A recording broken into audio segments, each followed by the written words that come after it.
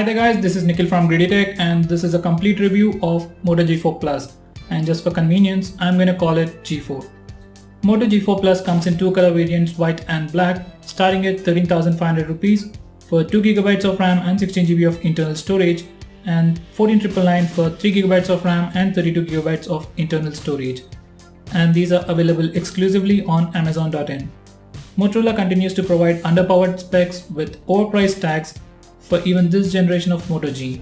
With the tough competition, I thought Moto might cut down their prices, but they didn't. Let's see what it offers and how good it is.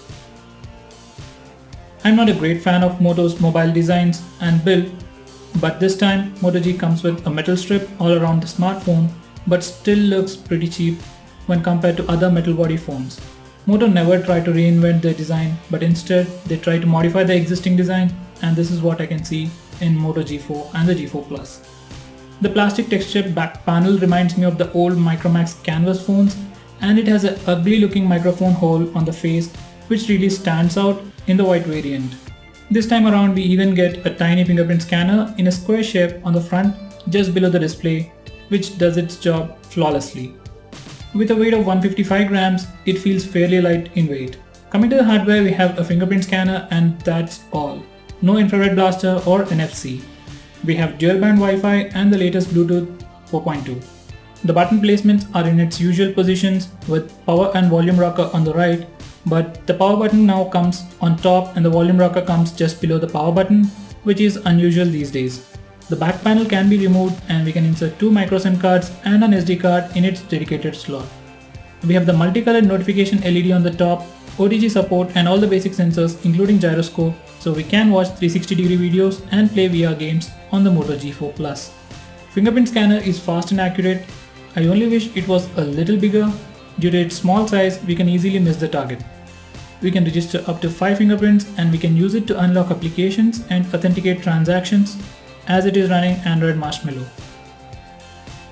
On the front we have the 5.5-inch Full HD IPS display with 401 ppi, and this year Moto somehow managed to bump the display size and it received both compliments and criticism for that.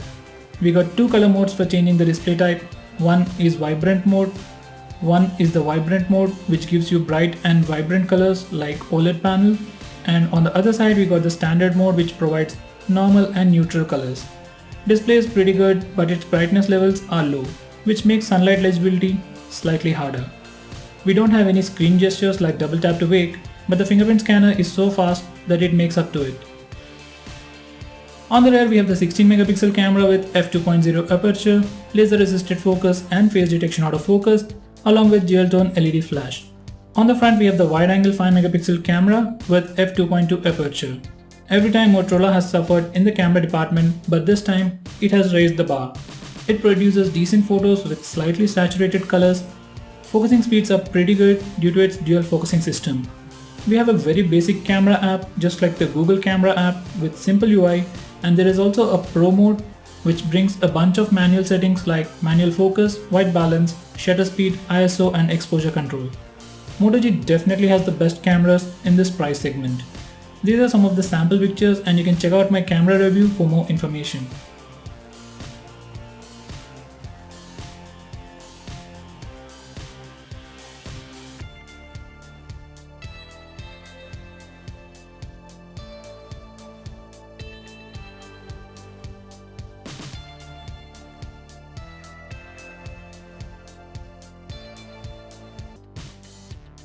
Moto G4 Plus sports a 1.5 GHz Qualcomm Snapdragon 617 processor with Adreno 405 GPU, and it comes in two variants, one with 2GB of RAM and 16GB of internal storage, another one with 3GB of RAM and 32GB of internal storage, and we can insert SD card up to 128GB.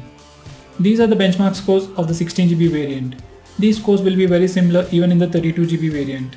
So far there is no issue with the performance, everything was very smooth and fluid, just like the stock Android.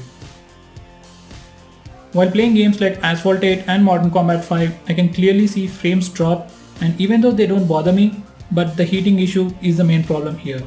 For small games like Leo's Fortune or Rayman, you don't have to worry about the heating issue, but for bigger games, you can clearly notice the heating issue.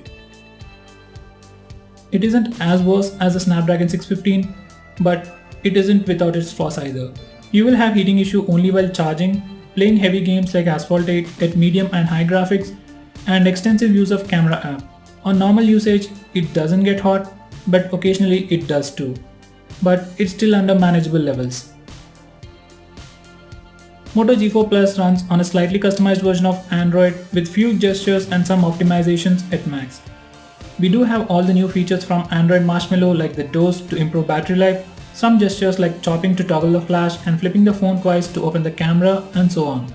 As there wasn't anything newly added by Moto, everything was pure stock and everything works very smoothly. Even though I was pissed at it for being overpriced phone, I had a pretty good experience using it. Everything was very responsive and fast. Though Moto doesn't give us any fancy software features, it at least does the basic things right. You can check out my other videos for more information.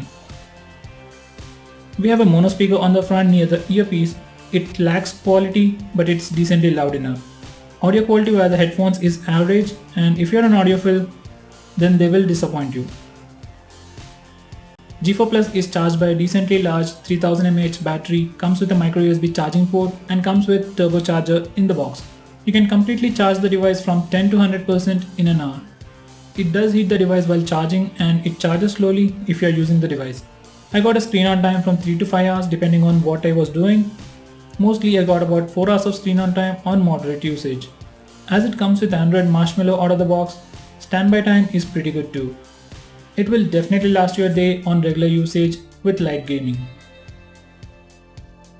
It is definitely a pretty good upgrade from the previous generation of Moto G phones, but not a great one when you look at the competition. It's more like a slightly better version of Moto G Turbo. It's got a pretty fast fingerprint scanner, excellent front and rear cameras, 5.5-inch Full HD display, pure Android experience, and this seems to be good for many, but it definitely lacks many other things. If you're a normal user who thinks highly of the Moto brand, then this will definitely live up to your expectations.